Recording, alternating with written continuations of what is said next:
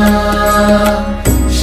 राम जय राम जय जय राम, श्री राम जय राम जय। इस वक्त राम भक्तों से सज गई है, इसलिए हम कह रहे हैं क्योंकि समर वैकेशन चल रहा है, ग्रीष्मावकाश चल रहा है और अयोध्या में जो भी भक्त हैं उनकी जो मनोकामनाएं थी, मन्नतें थी, उनको पूरा करने के लिए, उनको निभाने के लिए भारत के तमाम स्थानों से अयोध्या पहुंचना शुरू हो गए हैं। एक बार फिर राजस्थानी भक्तों ने अयोध्या में आकर के अपना जमावड़ा बनाया है और अपनी राम भक्ति को दिखाना शुरू कर दिया है।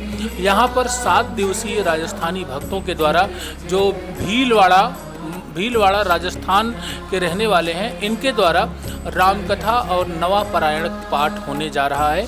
इस मौके पर हमारे साथ अनीता पारिक और सुभाष पारिक जो मुख्य यजमान हैं वो जुड़ रहे हैं, उनके साथ 2 और सदस्य जुड़ रहे हैं, हरीश व्यास और कशिश पारिक।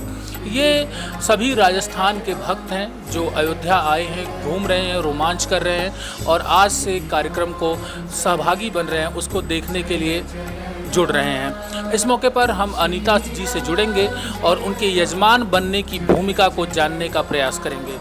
मुझे ये बहुत बड़ा सौभाग्य मिला कि मुझे यहाँ आकर कथा करवाने का अवसर मिला। इसके लिए मैं बहुत बहुत महाराज जी की और मेरे सबसे पहले तो मैं अपने पिता की आभारी हूँ, क्योंकि उन्हीं के सानिध्य में रहकर मैंने कथा सुनने का शुरू किया और उन्हीं के साथ मैंने कई कथाएं सुनी है और उन्हीं के माध्यम से ये कथा हो रही है। इसीलिए मुझे बहुत आनंद की अनुभूति हो रही है और मुझे इतना अच्छा लग रहा है कि मैं इसका शब्दों में बखान नहीं कर सकती हूँ। सुभाष जी, आप क्या कहना चाहेंगे आज के कार्यक्रम और कथा के बारे में और नवा पारायण के बारे में?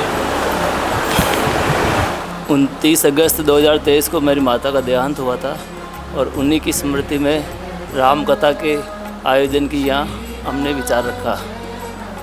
मेरी माता धार्मिक प्रवृत्ति की महिला थी और उनको ऐसी कथाएं में जाने का और सुनने का बहुत अनुभव था और शौक़ था और उन्हीं की स्मृति में हमने ये कथा करवाई। अयोध्या आके हमें बहुत अच्छा लगा और कथा शुरू होने से पहले ही हमें इतने खुश हो रहे हैं कि बहुत अच्छा लग रहा है और इसी तरह का आयोजन करने के हमें शौक़ है। आगे भी हम ऐसे करते रहेंगे। अनीता जी, हम आपसे एक बात और जानना चाहेंगे कि आप मुख्य यजमान हैं, यजमान बन करके यजमान की भूमिका निभाते हुए आपको कैसा लग रहा है? मेरी तो कोई औकात नहीं कि मैं यजमान बनूं। मैं प्रभु श्री राम जी के सानिध्य में रहकर उन्हीं के माध्यम से मैं यजमान बनी हूँ। मेरी कोई हिम्मत नहीं कि मैं बन सकूं और उन्हीं के सौभाग्य से मैं यहाँ यजमान बनी हूँ। 800 भक्त आए हैं, 800 भक्तों में से आप एक यजमान बनी है।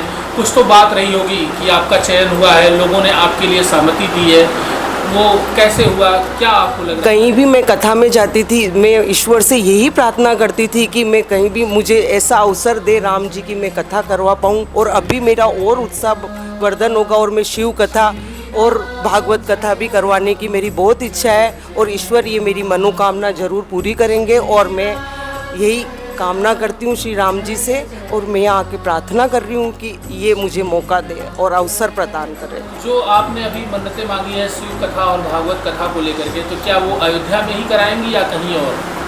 ये तो ईश्वर की कृपा होगी, वहीं होगी। ये मेरी कोई हिम्मत नहीं कि मैं कुछ सोच सकूँ उनके बारे में और ऐसा मैं कुछ बोल सकूँ। मुख्य यजमान की भूमिका में रहने वाले लोग, जिसमें अनीता पारिक और सुभाष पारिक अभी तिलक पत्रिका पर जुड़े हुए थे और अपनी बातों को उन्होंने बताया कि कैसी उनकी फीलिंग्स है कि आज वो कथा के मुख्य यजमान बने हैं। हम 2 यंगस्टर्स से भी बात करते हैं, कशिश पारिक और हरीश व्यास, जो राजस्थान से यहाँ अयोध्या आए हुए हैं। तो हम उनको जानते हैं कि कथा में आकर के उनकी क्या फीलिंग्स है और उन्हें कैसा लग रहा है कथा सुनने का जो मौका मिल रहा है। बताइए। हम लोगों को बहुत अच्छा लग रहा है। जैसे हम बचपन से कथा सुनते हुए आ रहे हैं, हमारे दादाजी ने हमें ऐसे संस्कार दिए हैं कि अब वो जहाँ भी जाते थे, जहाँ कथा करवाते थे, हम लोगों को लेके जाते थे। राम मंदिर बना है यहाँ, इतना कुछ हुआ है। तो हम लोग अयोध्या पहले भी आए हुए हैं एक बार, पर पहले हमने रामलला को टेंट में, चद्रों में देखा, बट आज जब उनको महल में, उनके मंदिर में देखा, हमारे मन को इतनी शांति मिली, इतना अच्छा लगा। और जो कथा में पंडित जी हमें ज्ञान देंगे महाराज, हम उन्हें अपने जीवन में भी उस चीज़ को ग्रहण करेंगे। ऐसा नहीं कि सुना और उसे बस सुन के ऐसे कर दिया। उसको हम अपने जीवन जो शैली है उसमें भी लेंगे। आप क्या कहना चाहते हैं अपने अयोध्या भ्रमण को लेकर के? सबसे पहले जय श्री राम। जैसे कि रामलला के प्राण प्रतिष्ठा के बाद शुरू से हम सोच रहे थे कब अयोध्या चलना है, कब चलना है। आखिरकार भगवान श्री राम ने हमें अपने यहाँ पे जन्मभूमि बुला ही लिया। और जो हम एक दिन का सोच रहे थे कि एक दिन प्लान करके जाके आना वहाँ पे, लेकिन एक दिन नहीं होकर यहाँ पे अब जो 9 दिन की कथा है उसका पूरी कथा का लाभ लेना है। और जैसे स्पिरिचुअल मेरे जो फादर मदर इन लो है दोनों काफ़ी भक्ति भाव में रहते हैं, तो वैसे ही कथा का आयोजन करवाते रहते हैं, लेकिन मुझे भी भगवान का सौभाग्य प्राप्त हुआ है कि मैं फर्स्ट टाइम आया हूँ, तो काफ़ी अच्छा लग रहा है। और कोशिश करूँगा अगली बार जब भी यदि लीव से रिलेटेड कोई इशू नहीं होता है तो अगली बार भी मैं ज्वाइन करूँगा जहाँ कहीं भी कथा होती है। तो देखा आप लोगों ने, अभी हमारे साथ राजस्थानी भक्त जुड़े हुए थे।